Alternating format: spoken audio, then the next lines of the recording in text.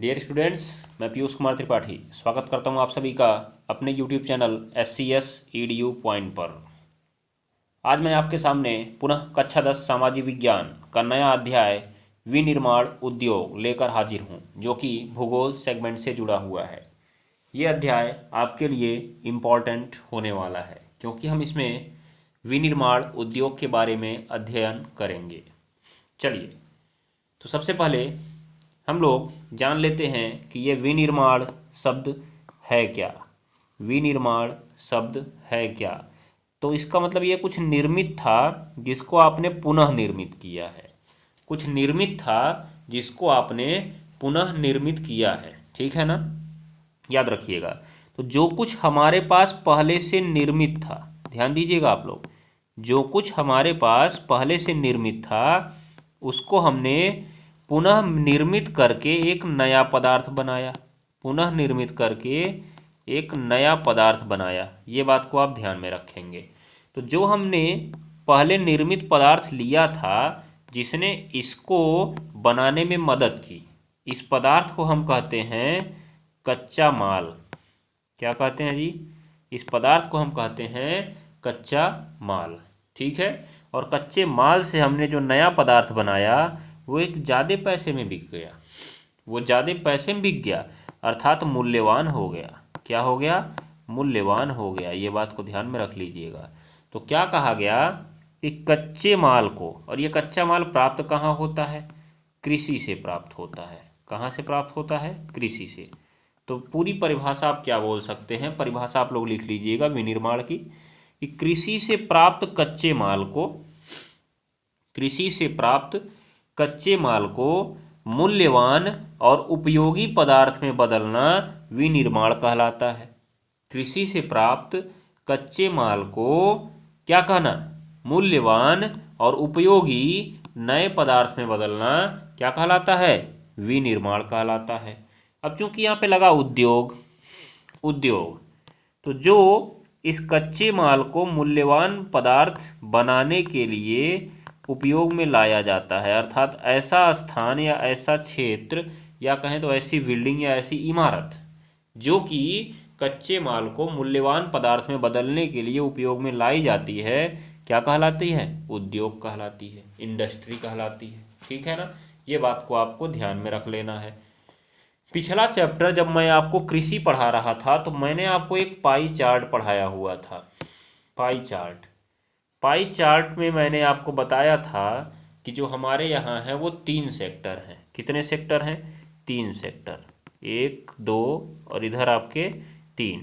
ये एक सेक्टर था आपका, ये दूसरा था और ये तीसरा था। ये वाला जो हमारा था 53% था, ये हमारा था जो 29% था, और ये जो हमारा था लगभग 18% था।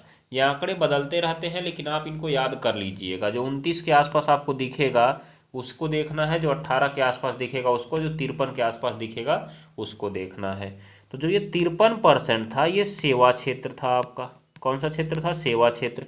मैंने आपको वहाँ बताए भी थे कौन कौन से क्षेत्र आपके सेवा क्षेत्र में आते हैं। जैसे आपका परिवहन सेवा क्षेत्र में आता है, आप लोग कस्टमर केयर सुविधा यूज करते हैं, जो सिम चलाते हैं, वो सब सेवा क्षेत्र में ही आता है। हवाई जहाज़ से आप कहीं यात्रा करते हैं, वो सेवा क्षेत्र में ही आता है, ठीक है। उसके बाद इसको हमने कहा था, एक नाम दिया था, इसको हमने एक नाम दिया था तृतीयक। क्या नाम दिया था हमने? तृतीयक नाम दिया था। और ये जो 18% था ये हमारी कृषि का योगदान था, मैंने आपको वहीं पे बताया हुआ था। और ये जो कृषि का योगदान था, ध्यान दीजिएगा आप लोग, जो कृषि थी इसी को हमने कहा था प्राथमिक क्षेत्र। क्या कहा था हमने? प्राथमिक क्षेत्र कहा था। आप लोग ध्यान में रख सकते हैं, प्राथमिक क्षेत्र। क्या कहा हमने? प्राथमिक क्षेत्र कहा इसी को। बाकी जो आपका 29% हिस्सा बचा यही हमारा था द्वितीयक क्षेत्र। कौन सा क्षेत्र? द्वितीयक क्षेत्र, जिसे उद्योग भी कहा जाता है, अर्थात विनिर्माण उद्योग कहा जा सकता है, ठीक है। ये बात को आप ध्यान में रख लीजिएगा। तो आशा करता हूँ कि ये पाई चार्ट आपके दिमाग में भर के आ गया होगा। आ गया होगा तो कमेंट बॉक्स में एक बार हुंकारी पार दीजिए तो कि हाँ सर जी आ गया हमें समझ में। तो देखिए, हमने जब इसकी बात की थी तो हमने देखा था कि कि यहाँ पर ये जो सिस्टम बना हुआ था उसमें 53% सेवा क्षेत्र से था, बाकी का 18% आपका कृषि से था और 29% आपका औद्योगिक क्षेत्र था, विनिर्माण क्षेत्र से था। ध्यान दे लीजिएगा आप लोग। इसका मतलब ये हम इस चैप्टर में हम इसको पढ़ने वाले हैं, किसको? 29% वाले को। इसके बाद हम इसको पढ़ेंगे। अभी हमने पहले 18% वाले को पढ़ा, फिर 29% वाले को, अब हम इसके बाद 53% वाले को पढ़ेंगे। ठीक है ना, ध्यान दीजिएगा। तो आज हमारा पूरा फोकस रहेगा 29% वाले क्षेत्र पर। ठीक, तो अगर आप क्या कहेंगे, उद्योगों के द्वारा प्राथमिक क्षेत्र से प्राप्त कच्चे माल को, कृषि को प्राथमिक क्षेत्र भी कहा जाता है ना, तो उद्योगों के द्वारा प्राथमिक क्षेत्र से प्राप्त कच्चे माल को मूल्यवान और उपयोगी वस्तुओं में बदलने की प्रक्रिया जो है विनिर्माण कहलाती है, और ऐसे उद्योगों को विनिर्माण उद्योग कहा जाता है। ठीक है ना, तो आज की हमारी जो क्लास रहेगी वो केंद्रित रहेगी ये विनिर्माण उद्योग की परिभाषा, इसका महत्व और इसके प्रकार पर। ठीक है ना, ये बात को आप लोग ध्यान में रख लीजिएगा। चलिए, तो आगे बढ़े क्या हम लोग, शुरू करें आगे। देखिए, लिखा हुआ है विनिर्माण उद्योग, परिभाषा मैंने आपको बता ही दिया। आशा करता हूँ कि आपने परिभाषा लिख ली होगी और आपको समझ में भी आ गई होगी। देख क्या रहे हैं, फटाफट एक बार अपने मित्रों के साथ इसे शेयर भी तो कर दीजिए, उन लोग को भी पता चल जाए कि क्या बढ़िया चीज़ आप लोग पढ़ रहे हैं। चलिए, तो देखिए यहाँ पे क्या लिखा हुआ है, वही परिभाषा यहाँ पे लिखी हुई है। कच्चे पदार्थ को मूल्यवान उत्पाद में परिवर्तित करके अधिक मात्रा में वस्तुओं का उत्पादन करना विनिर्माण कहलाता है। मतलब मूल्यवान उत्पाद में परिवर्तित करना है किसको? कच्चे पदार्थ को। वही जो हमको किससे प्राप्त होता है? कृषि से प्राप्त होता है। ध्यान दीजिएगा आप लोग। जैसे आप देखिए, ये आपके यहाँ गेहूँ निकलता है, गेहूँ आप बेच देते हैं, गेहूँ से ले जाके आपको मैगी बना के दे दी जाती है, मैगी के बाद आपको टोस्ट बना के दे दिया जाता है, टोस्ट के बाद आपको दलिया बना के दे दिया जाता है, दलिया बना के दे दिया जाता है। कहाँ से दिया जाता है? ये सब फैक्ट्रियों से ही तो बनाया जाता है। वही जो फैक्ट्रियाँ हैं वही हैं उद्योग, याद रखिएगा। वही जो फैक्ट्रियाँ हैं वही हैं उद्योग, क्योंकि वो हमारे कृषि से प्राप्त गेहूँ को विभिन्न उपयोगी पदार्थों में बदल दे रही हैं। याद रख लीजिएगा, इस गेहूं को वो विभिन्न उपयोगी पदार्थों में बदल दे रही हैं। तो जो गेहूं है वो कच्चा माल हो गया, और ये जो मैगी टोस्ट या दलिया बना आपका, वो क्या हो गया? वो हो गया आपका विनिर्माण। ठीक है ना, ध्यान में रख लीजिएगा आप लोग। चलिए, उसके बाद यहाँ पे देखिए कुछ नीचे और उदाहरण दिए गए हैं विनिर्माण के, जैसे लौह अयस्क से इस्पात का निर्माण। पीछे में हमने खनिज पढ़ा, खनिज, उसमें लौह अयस्क भी हमने पढ़ा था। तो लौह अयस्क से लोहा निकाला जाता है, और लोहा से आपका बनाया जाता है स्टील। क्या बनाया जाता है? स्टील। ध्यान दीजिएगा आप लोग। तो कच्चा माल मिला लौह अयस्क, फिर वहाँ से बना लोहा, और लोहा से बना स्टील। ऐसे देखिए, कपास से सूती वस्त्र का निर्माण होता है। कपास जो कि काली मिट्टी में बहुतायत में पाया जाता है, उससे किसका निर्माण होता है? उससे निर्माण होता है आपका सूती वस्त्र का। और फिर गन्ने और चुकंदर से चीनी का निर्माण होता है। लकड़ी से कागज का निर्माण होता है। लकड़ी से किसका निर्माण होता है? कागज का निर्माण होता है। ये सब बातें आप जान सकते हैं। ठीक है ना, ध्यान में रख लीजिएगा। तो अब देखिए, हमने यहाँ से समझ लिया कि विनिर्माण क्या है और विनिर्माण उद्योग क्या है। ठीक है, ध्यान दीजिएगा।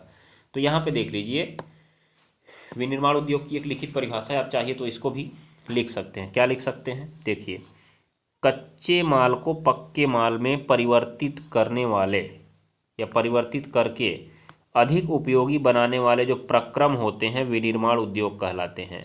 अर्थात वह प्रक्रम जो कि कच्चे माल को पक्के माल में परिवर्तित करके उसका अधिक उपयोग करता है, क्या कहलाता है? विनिर्माण उद्योग कहलाता है। या वही ऐसे ही ये भी तो बात कह सकते हैं आप कि प्राथमिक क्षेत्र से प्राप्त कच्चे पदार्थ को मूल्यवान और उपयोगी पदार्थों में बदलने वाला जो प्रक्रम होता है वो क्या कहलाता है? वही तो कहलाता है विनिर्माण उद्योग। मैंने आपको ऊपर भी तो वही परिभाषा बताई है। ठीक है, तो सबसे पहला आपका सवाल यहाँ से बन गया कि विनिर्माण उद्योग क्या है और विनिर्माण क्या है। उसके बाद विनिर्माण का महत्व क्या है, बताइए। विनिर्माण जरूरी काहे है हमारे लिए? तो विनिर्माण जरूरी क्यों है, इसको अगर देखना चाहते हैं तो आप यहाँ पे देख लीजिए फटाफट क्या लिखा हुआ है। विनिर्माण जरूरी क्यों है, तो देखिए आप लोग, सबसे पहला लिखा हुआ है, विनिर्माण उद्योग जो है कृषि के आधुनिकीकरण में सहायक है। जो विनिर्माण उद्योग है वो कृषि के आधुनिकीकरण में सहायक है। विनिर्माण उद्योग कृषि के आधुनिकीकरण में सहायक है, जो हमारी अर्थव्यवस्था के आधार स्तंभ है। तो चूंकि आपने देखा अभी ऊपर कृषि से हमको मिलता तो 18% ही है, लेकिन हमारी आधे से अधिक जनसंख्या कृषि में ही लगी हुई है। अब मान लीजिए कि हम लोग खेती में, हमारे खेत का जो उपज पैदा हो रहा है वो बिक नहीं रहा है। अब अगर वो उपज बिकेगा नहीं तो हम क्या करेंगे? ज़्यादा पैदावार करने की कोशिश नहीं करेंगे, हम लोग केवल खाने भर का पैदा करेंगे, बाकी चीज़ें छोड़ देंगे, पुराने नियम कानून से हम लोग उसको पैदा करते जाएंगे। लेकिन वहीं अगर उद्योग जो है, उद्योग हमारे कृषि क्षेत्र से प्राप्त उपज को ऊंचे दामों पर खरीदने लगे, जिससे हमको बहुत ढेर सारा फायदा हो, याद करिएगा, जिससे हमको बहुत ढेर सारा फायदा हो, तो हम जो होगा इस उपज को बढ़ाने की कोशिश करेंगे। किसकी कोशिश करेंगे? बढ़ाने की कोशिश करेंगे। आप इस बात को जरूर गांठ बांध लीजिएगा। हम इस उपज को किसकी कोशिश करेंगे? बढ़ाने की कोशिश करेंगे। और जब उपज को बढ़ाने की कोशिश करेंगे तो उसके लिए हमें आधुनिक तरीकों का उपयोग करना पड़ेगा। उसके लिए हमें आधुनिक तरीकों का उपयोग करना पड़ेगा, क्योंकि परंपरागत पुराने धर्रों से चलकर तो उपज बढ़ नहीं पाएगी। तो आधुनिकीकरण में सहायक है हमारा विनिर्माण उद्योग। किसके आधुनिकीकरण में? कृषि के आधुनिकीकरण में। ठीक है, और कृषि हमारी अर्थव्यवस्था का आधार स्तंभ है। ठीक है, उसके बाद एक और देखिए, मैं दूसरा पॉइंट बोलता हूं, आप क्या लिखेंगे? विनिर्माण उद्योग द्वितीयक और तृतीयक क्षेत्रों में रोजगार उपलब्ध कराकर लोगों की कृषि पर आधारित आय की निर्भरता को कम करता है। ठीक है, तो देखिए क्या हुआ यहाँ पर।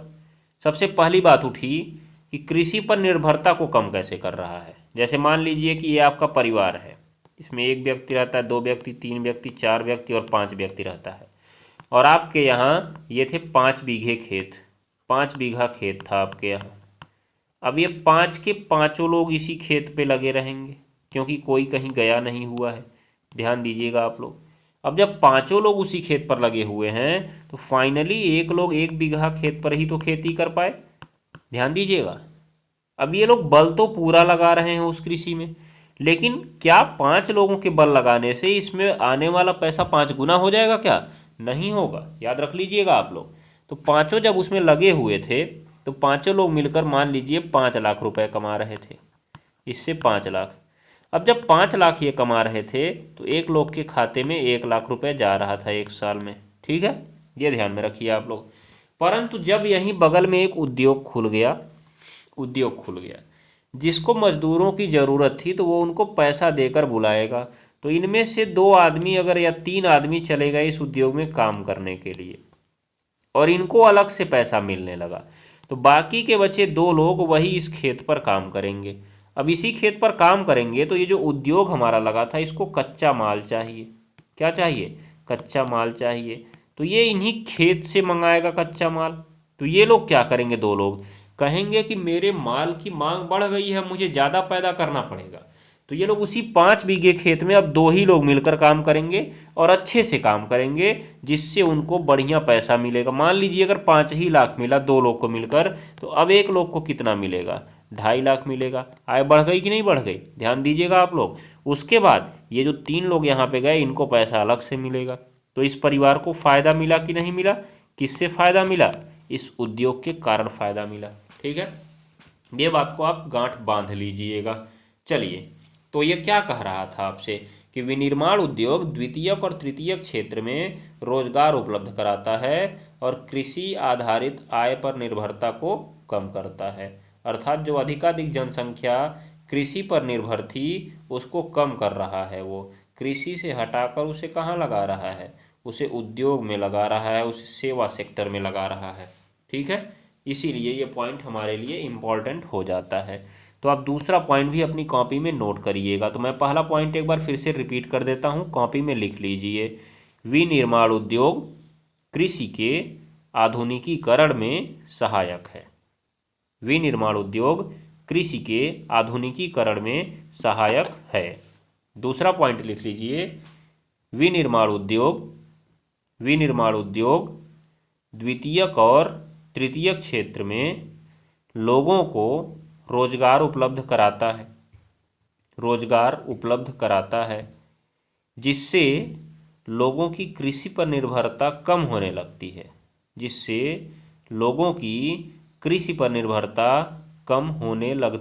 है। ठीक है, ये ध्यान में रखिए। तीसरा पॉइंट आप लिखिएगा, तीसरा पॉइंट बोले, विनिर्माण उद्योग का विकास, विनिर्माण उद्योग का विकास बेरोजगारी और निर्धनता के उन्मूलन में सहायक है। बेरोजगारी और निर्धनता के उन्मूलन में सहायक है। तीसरा पॉइंट आपका हो गया। और चौथा पॉइंट आप लोग लिख लीजिए। चौथा पॉइंट बोले, विनिर्माण का उद्देश्य, विनिर्माण का उद्देश्य पिछड़े क्षेत्रों में उद्योगों की स्थापना करके, पिछड़े क्षेत्रों में उद्योगों की स्थापना करके क्षेत्रीय असमानताओं को कम करना है। क्षेत्रीय असमानताओं को कम करना है। ठीक है।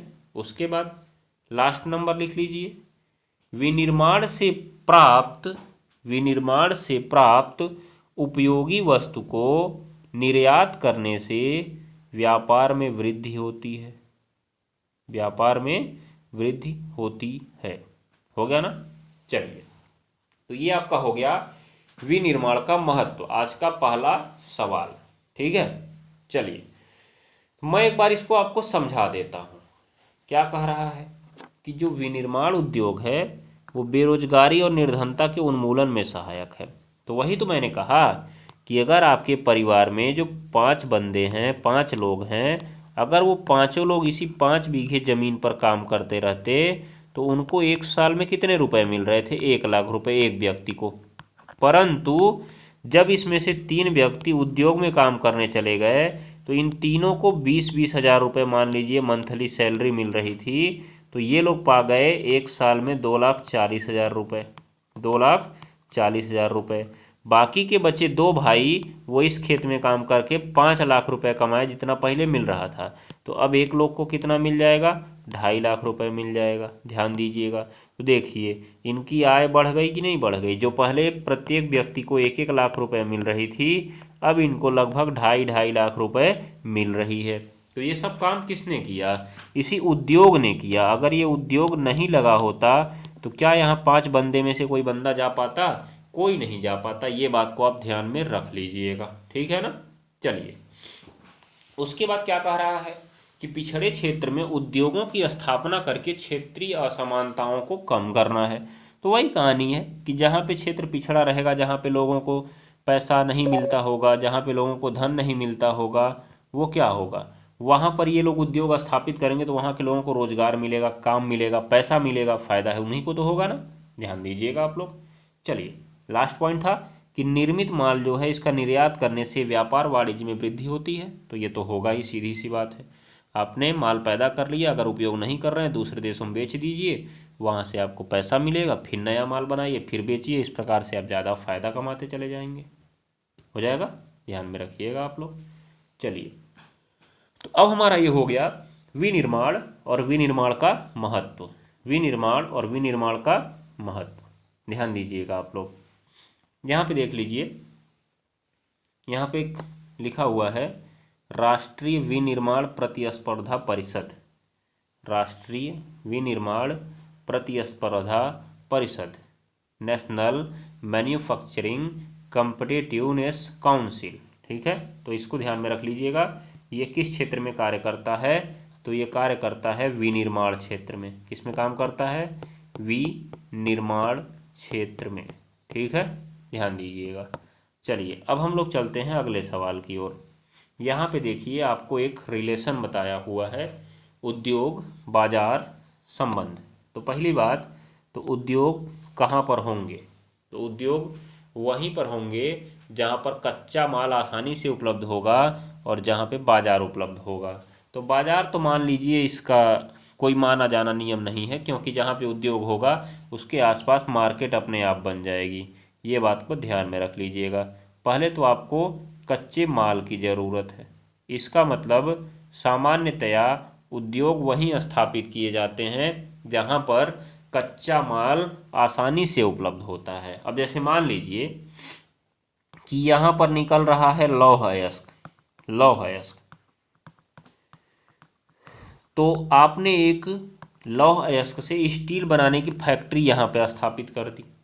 अब यहाँ से जब लौह अयस्क निकलेगा तो ऐसा तो है नहीं कि उड़ते हुए आपके पास पहुँच गया।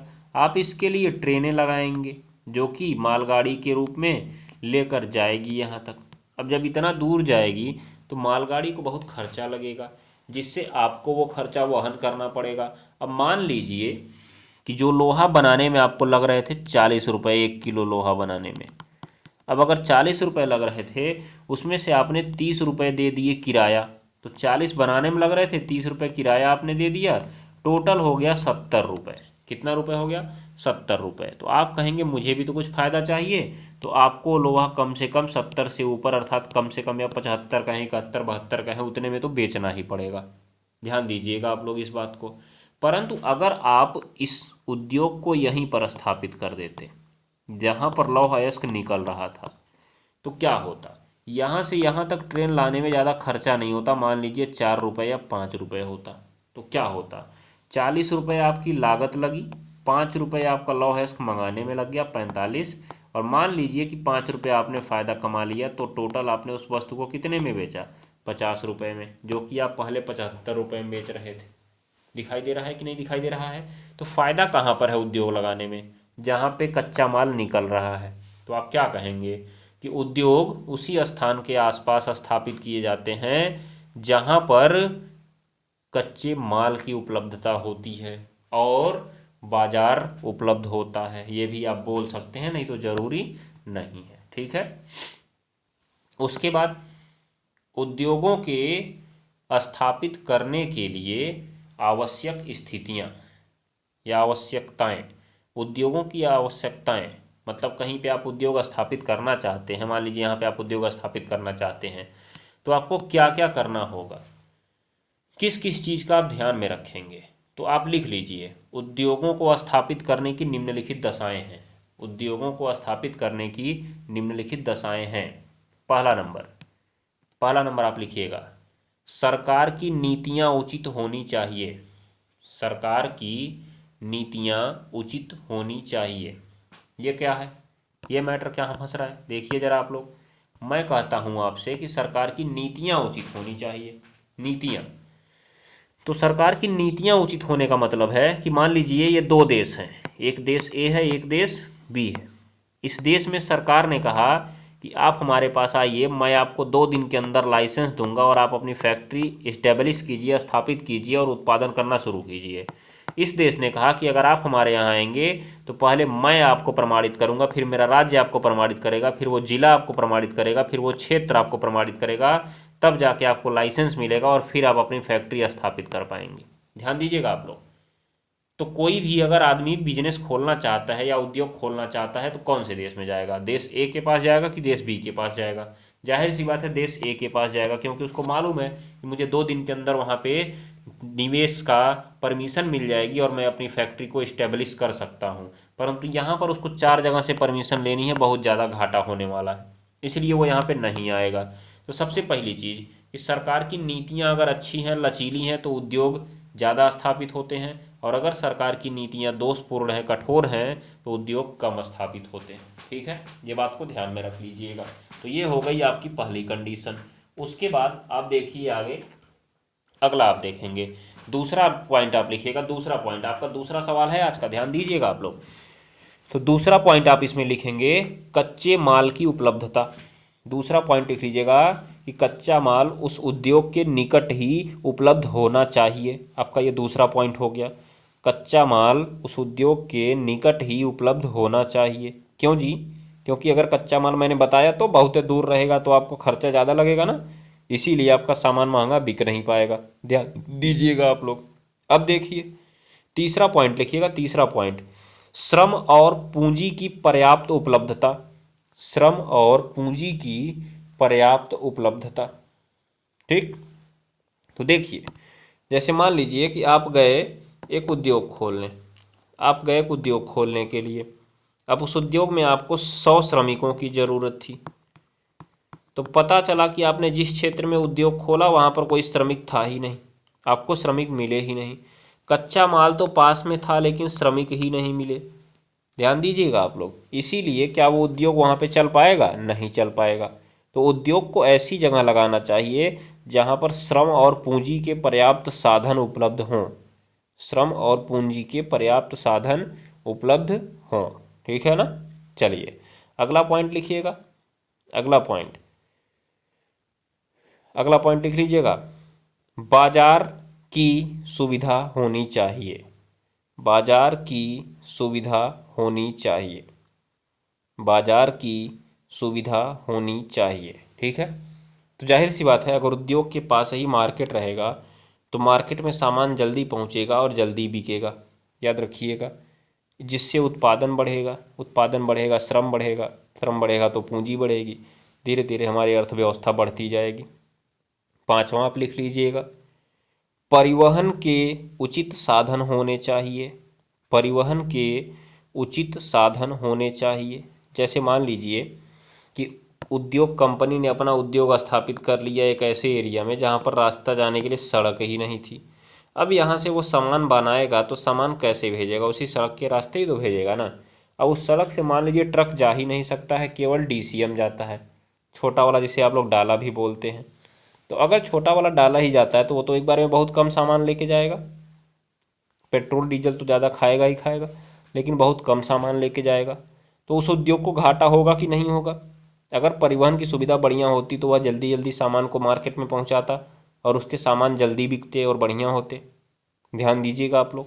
इसीलिए कहा गया कि जो उद्योग की उपलब्धता है वो परिवहन सेवा पर भी निर्भर करती है।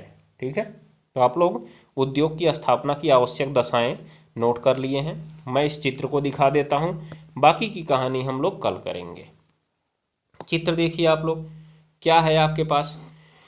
सबसे पहले तो आपके पास पूंजी होनी चाहिए। क्या होनी चाहिए? पूंजी। अगर आपके पास पैसा ही नहीं है तो उद्योग खोल के क्या करेंगे? हैं? बोलिए। हमारे जैसे भिखारी लोग क्या उद्योग खोल सकते हैं क्या? कभी नहीं खोल सकते हैं। पैसा होना चाहिए ना, पूंजी होनी चाहिए। फिर उस पूंजी को हम लोग सबसे पहले निवेश करेंगे। किस में निवेश करेंगे? कच्चा माल खरीदने में। किस में निवेश करेंगे? कच्चा माल खरीदने में और उत्पादन के विभिन्न घटकों को प्राप्त करने में।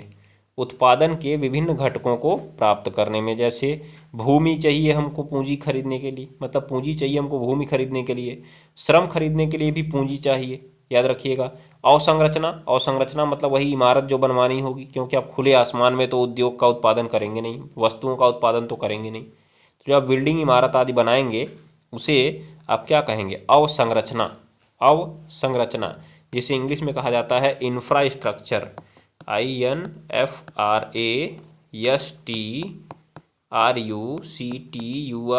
इंफ्रास्ट्रक्चर, अवसंरचना। जो भी घर आदि बनाए जाते हैं, इमारतें, वो अवसंरचना ही कहलाती हैं। ठीक है ना। तो आपने इतना तो प्राप्त कर लिया कच्चा माल। अब इसको आप परिवहन मार्ग के द्वारा, अर्थात परिवहन साधन के द्वारा कारखाने में ले जाएंगे। कहाँ ले जाएंगे? कारखाने में ले जाएंगे। तो सबसे पहले देखिए, मैं एक चक्र बनाता हूँ आपके लिए। चक्र को आप कैसे बनाएंगे देखिए। सबसे पहले तो आपके पास चाहिए पूंजी। पूंजी, उस पूंजी को आप निवेश करेंगे। क्या करेंगे? निवेश करेंगे। किस में? वही कच्चा माल, अवसंरचना आदि में।